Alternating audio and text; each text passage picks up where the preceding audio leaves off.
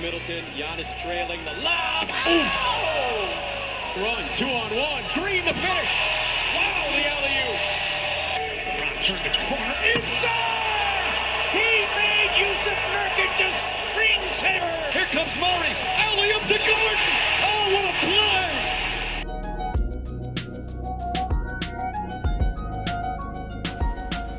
All right, everybody, welcome into the Alley-Oop. I'm your host, Ryan Blackburn. Thank you so much for tuning in. Really appreciate all the love and support. If you can, it'd be awesome if you could like and subscribe to the YouTube video down below. That would be fantastic. Took a little bit of a week off due to the Thanksgiving break and decided, you know what, I need the time off. Let's just take some time. So did that, but now I'm back and now I'm excited. And now there's actually a fun thing to talk about here. The end of the in-season tournament group play. The final day is going to be on the day that you see this video, November 28th, Tuesday. I'm recording this on Monday, the day before, and I decided let's go through all of these scenarios. Let's go through all of the games that matter, I guess, in this upcoming day, just to see, hey, what are the teams that are going to be in this tournament? What are the teams what are they kind of playing for? How do these scenarios play out? It's going to be fun. So let's dive in. Let's start with Eastern Conference Group A. That's the first one on the standings sheet. Indiana, they're in. They go 4-0 in this group play, and they do a fantastic job. Tyrese Halliburton's really leading them to a great position. They are in the play-in the in-season tournament. Cleveland also has a possibility of being in. They just have to win by a lot in their next game. They're playing the Atlanta Hawks. They need to win by a lot in order to do that. Philly, Atlanta, they're both a possibility for the wild card, but they're basically out because they don't have the point differential necessary and they need all of the teams to go 2-2, which is probably not going to happen. Detroit, they're definitely out. Next, Group B. Milwaukee is a win and in scenario.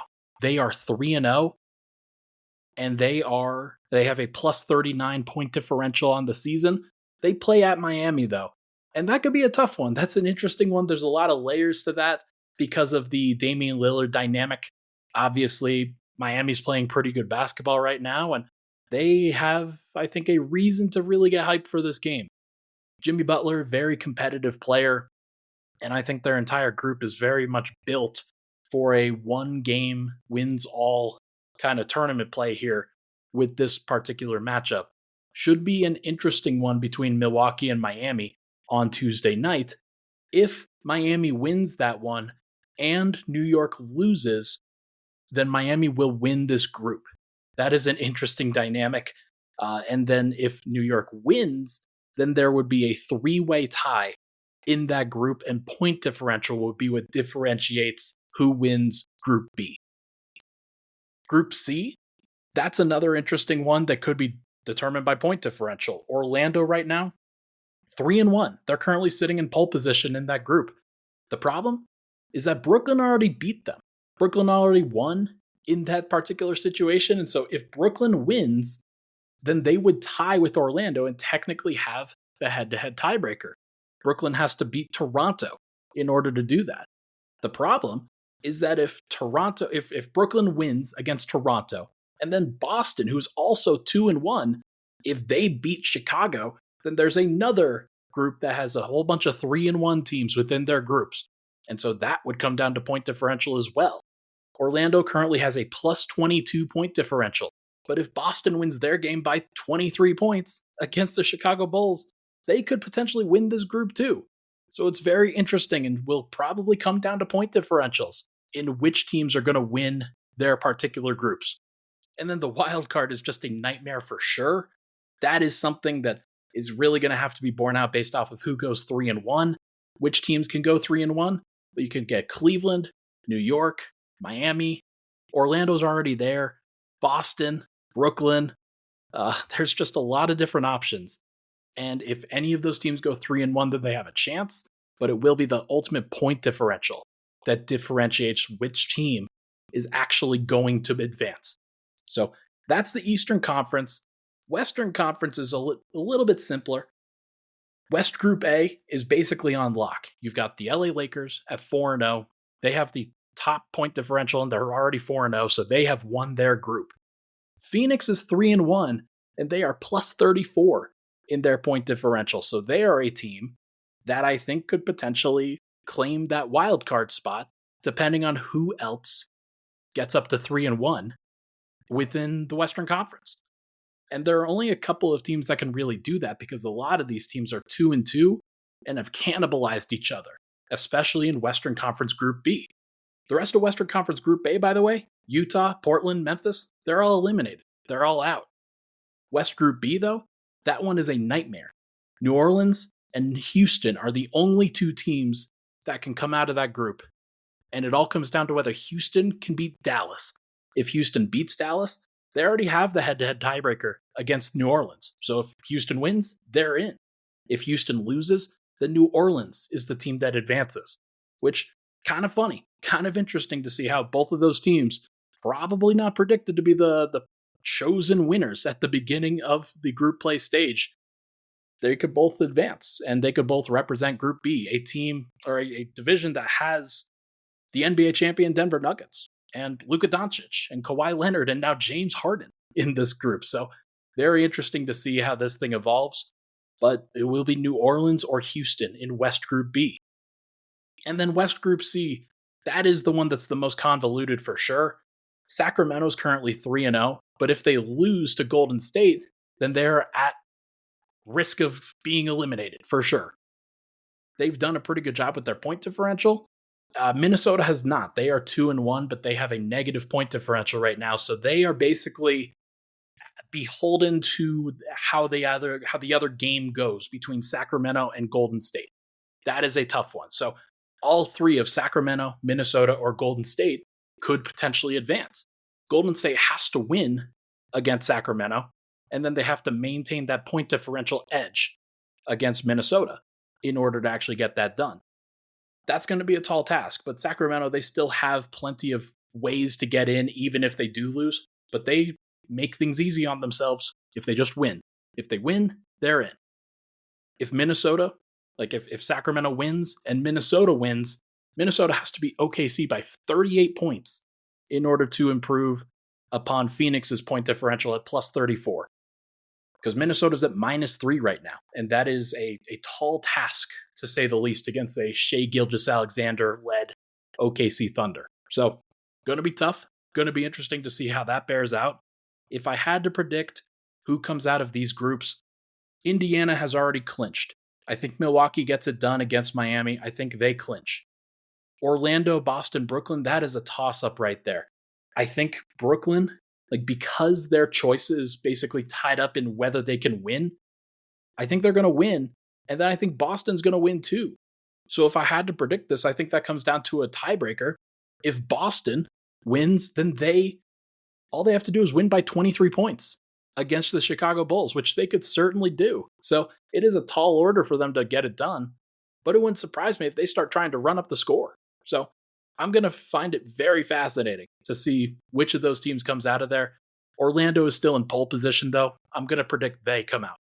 And then the wild card, let's predict Boston is the wild card team that emerges from that 2-1 morass of the Eastern Conference. And then in the West, I think the Lakers come out of Group A. I think New Orleans probably doesn't get it done. I think Houston actually wins it. Actually, you know what? I'm going to change that. I think Houston loses to Dallas. Dallas, I think, gets it done at home against Houston, which eliminates them, makes them 2-2, and then New Orleans is 3-1. So they will take West Group B, and that'll be interesting to see. And I think Sacramento, I think they get it done at home against the Golden State Warriors. And if Sacramento wins, they're in. So I'm guessing that the Lakers win Group A, the Pelicans win Group B, the Kings win Group C, and then the Suns are the wild card team that comes out of Group A. Really fascinating to track this. Really interesting to see which team actually comes out, which team actually emerges from each of these groups. This has been a fascinating thing to track. I think there are things that the NBA can do better over the course of, the entire month of November next time they do this. There are ways that I think that they can improve upon building out the groups. I think the Lakers got a very easy group. Might have been targeted a little bit, might have been kind of facilitated. Yeah, you put Utah and Portland in one group, and then you put Memphis in that group too when you know that Ja's going to miss the entire thing. So that's tough. I think that there are ways that they could build out these groups a little bit better next time, but it's going to be fascinating to see what happens tonight. So should be fun. I had an interesting topic that I wanted to go over today, and I think it bears a lot of fruit. Recording this on Monday nights, obviously, you're seeing this on Wednesday morning. If you're watching the YouTube video, if you're on the audio feed, thank you. Make sure to go subscribe to that. And this comes out as a podcast if you're only listening on the YouTube. So make sure to go follow both if you're interested. I wanted to talk about small markets. I wanted to talk about, and that's kind of the premise in general of this podcast, right? This is the alley-oop. This is where I cover 30 teams equitably. And the goal of it is not to focus on the large markets just because those are going to get clicks. The goal is to focus on the teams that matter, and every team matters, if we're being honest. Some teams have gone through lulls, some teams have gone through bad points. But I think that these three teams have really risen through the ashes over the course of these last couple of years and are now finding reasons to be playable again, reasons to be excitable, reasons to be fun, and for people to care. I wanted to talk about the Minnesota Timberwolves, the OKC Thunder, and the Orlando Magic. Those three teams, if you're checking the standings lately, they're at the top of the standings. It's been really, really cool to see. Boston is at the top of the East at 13-4, but Orlando is tied with Milwaukee and Philly as of Monday night at 12-5. They're great. In the West, Minnesota is leading the Western Conference at 12-4, while OKC is at 11-5. Denver is at 12-6. Denver also kind of a small mid-market, if you will. And by the way, Minnesota's 12-4. So it has been a big deal for these teams to get back on top, for these teams to get back on track in general, because for a lot of these franchises, the droughts can be long. The droughts can be heavy. The droughts can be poor.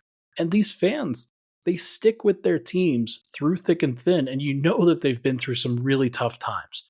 Orlando in particular has been through a really, really tough time over the course of this last decade or so. So it's awesome to see them sort of recover and have a moment here. But why are they having their moments all at the same time? Why are these moments happening right now? Kind of interesting, right? Why are these teams good?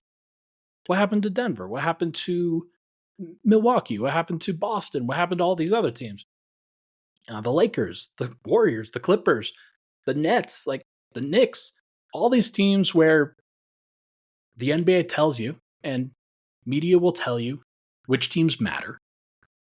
They don't care about Minnesota, OKC, and Orlando. But suddenly, you give those teams time, you give those teams resources, and you even out the playing field just a little bit. And suddenly you start to see these teams really start to grow. I want to point out a couple things. All these teams, like I said, they've had long, arduous stretches of mediocrity or just plain bad play. And they're all recovering now, and they're all at the top of the league. What binds them together? Why are they doing so well at the same time? Let's start with Minnesota. 2020 NBA draft, they draft Anthony Edwards first overall. They already had Karl Anthony Towns. He hasn't worked out as the face of their franchise. They needed somebody that they could turn that over to. And they found the perfect guy in Ant. He makes so much sense. He's charismatic. He is dynamic. He is talented. And there are memes going around of him being compared to Michael Jordan. Pretty good player to be compared to, if I'm being honest. So it has been really cool to see Anthony Edwards step up and grow into that role. But it hasn't just been him. They've had other guys. They traded for Rudy Gobert, and while it looked like a bad trade at the time, now Minnesota is third in defensive rating. I think they're 12th in offensive rating as of recording this on Monday night. And this is via Cleaning the Glass, by the way. And those teams seem to have an identity now. They're playing with defense. They're playing with athleticism. They're playing around Anthony Edwards' strengths and have made it so they can feature him in the ways that he can be featured and be the best version of himself that he can be. Now, OKC, 2022 NBA draft, they select Chet Holmgren, second overall. He doesn't play at all in his rookie season. This year, 2023-24, is basically his rookie year. But he has still played great because he is in an ecosystem where they can feature him, where they can put him into positions to succeed. And while they already have Shai Gilgeous-Alexander, they already have a bunch of playmakers around Chet, he is the guy in the middle of their team that all they needed was a center. And lo and behold, here's a 7'2" guy, a modern center in the modern NBA, who may not be able to deal with the Jokic's and the Embiids of the world, but can deal with pretty much everybody else, and is playing great basketball. He's been fantastic to begin this year, probably the rookie of the year. OKC is 6th in offensive rating, 6th in defensive rating. They have built this thing up over a long time. They committed to defense and were great as soon as last year, despite the fact that they didn't have the personnel to do it. Now they do have the personnel to do it, and Chet Holmgren has become one of the best rim protectors in the league, rivaling guys like Rudy Gobert and Anthony Davis and Jaren Jackson and players like that. It's been really cool to see. And then you have Orlando. 2022 NBA draft, just like OKC, they surprised everybody and select Paolo Banchero, first overall. Paolo was a shocker. Most people thought Jabari Smith was going to go there. Maybe Chet Holmgren would go there. They decided to go with Paolo. And he has kind of a tough end to his rookie season. People questioning what kind of role he's going to play. Is he going to be more of a Carmelo Anthony type? Or can he develop into that Giannis, Tatum, LeBron James kind of type? And he's looking like the latter. He's looking really good. He has played along with Franz Wagner and Jalen Suggs, and even guys like Goga Bitadze and Cole Anthony and Mo Wagner, Franz Wagner's older brother. They have played great basketball. And they are another team that is clearly in on their own identity. They are second in defensive rating, have committed to their system, have committed to building around their young guys in the best way that they possibly can. And those guys have paid it off. Franz and Paolo are one of the best young forward duos in the league. Not just young forward duos, young duos in general. They're going to be fantastic for a long, long time. Just as Anthony Edwards is in Minnesota, just as Shai and Chet are going to be in OKC. And it's clear that between all three of those teams, patience has been a thing, identity has been a thing, drafting well has been a thing, and habits have been a great thing. That's what I'm going to call the small market formula. That's what I'm going to call building your own version of the Denver Nuggets, a team that I cover. You see them right in the background there. The Denver Nuggets had Nikola Jokic, Jamal Murray, Gary Harris, who some people remember. They drafted Monte Morris. They drafted Michael Porter. They drafted a whole bunch of talented players, turned that into a championship core over plenty of time, gave themselves a long runway, made the right moves, built great habits, figured out how to play defense, and made it work. Same with the Milwaukee Bucks, who won a championship back in 2021 around Giannis Antetokounmpo. Added Chris Middleton, traded for Drew Holiday, added Brook Lopez, committed to a system, built around Giannis in the best way that they could, and figured out how to make it work. They took their time. They were patient. They didn't react at the first sign of trouble. They worked through the kinks, and they gave their players plenty of opportunities to develop, plenty of opportunities to succeed. As long as those players kept paying off those promises, that was always going to be a good thing.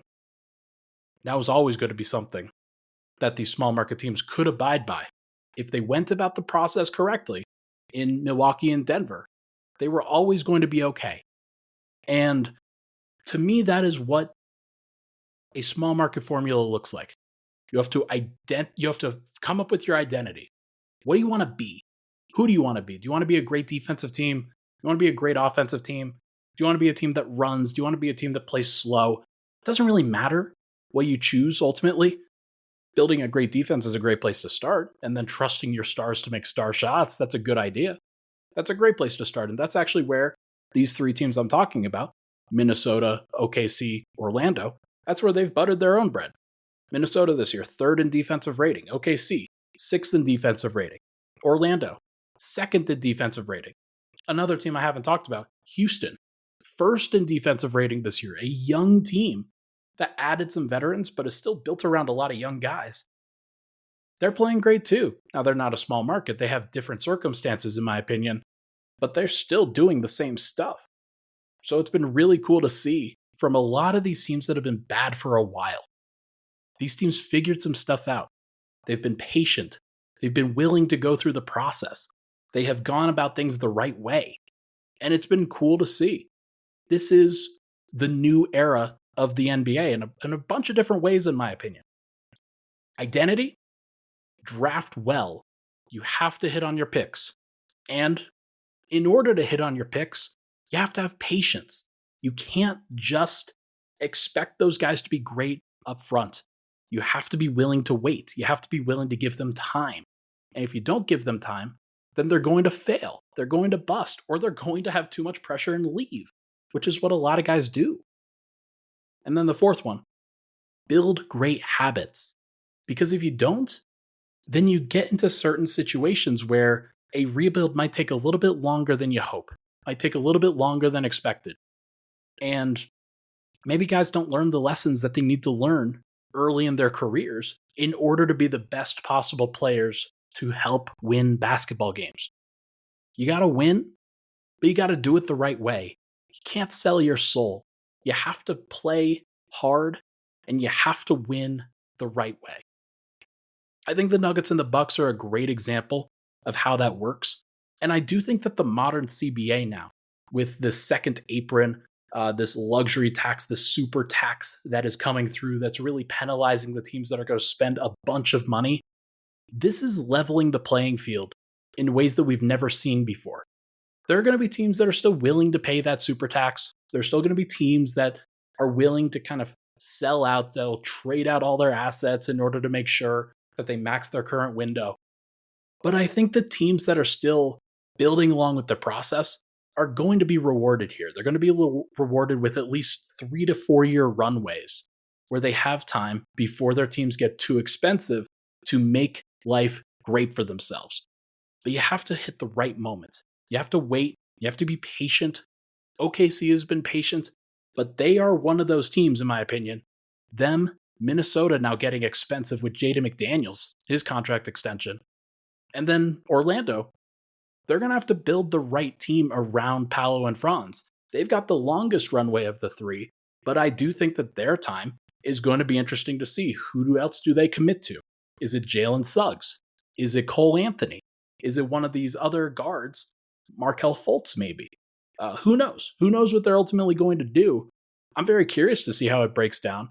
But what I know is that the patient teams are generally the best run. They're generally the teams with the longest vision. And they're definitely the teams that feel like they're holding the ace in the hole. That they've got an ace up their sleeve, basically. They know that their guys are the most talented. Because in the end, talent still wins. Giannis and Jokic, they're still the most talented players of this generation. And that's one of the reasons why Milwaukee and Denver were able to remain as patient as they were. But I do think that if there's this new generation with SGA, with John Morant in Memphis, if he can get his head back on straight, with Anthony Edwards now, many people wanting him to be the face of the NBA. Maybe it's Shea and Chet in OKC. Maybe Orlando. Maybe they could lure a third star there. And suddenly you've got a big three with Paolo, Franz, and a third star. Hello, Donovan Mitchell. Maybe it's a little bit different than that. So I'm curious to see what it looks like over the course of these next few years. I'm curious to see whether these teams can keep up their hot starts. It's only 20% of the way through the season. You'd never want to overreact in these situations. But I think that this is just more of a sign of things that are going to come. Sign of things that are maybe already here, sooner than we expected. OKC, Orlando, Minnesota. Teams that maybe people didn't think would be at the top of the standings, but we've got to reevaluate. There's a changing of the guard in the NBA. LeBron, Steph, KD, guys like that, they're not always going to be at the top of the standings anymore. You've got a new generation now. And I think this is a great example of that. So we'll see if these teams can really push forward. We'll see if these teams can hold their salt and hold at the top of the standings. I'm curious to see what happens. But for now, make sure to like and subscribe down below to the YouTube video. If you're listening on the audio side, make sure to like and follow the channel over there as well. Really appreciate all the support on the Alley-Oop over the course of these last few weeks. Make sure to hit that like button, that subscribe button, wherever you get podcasts.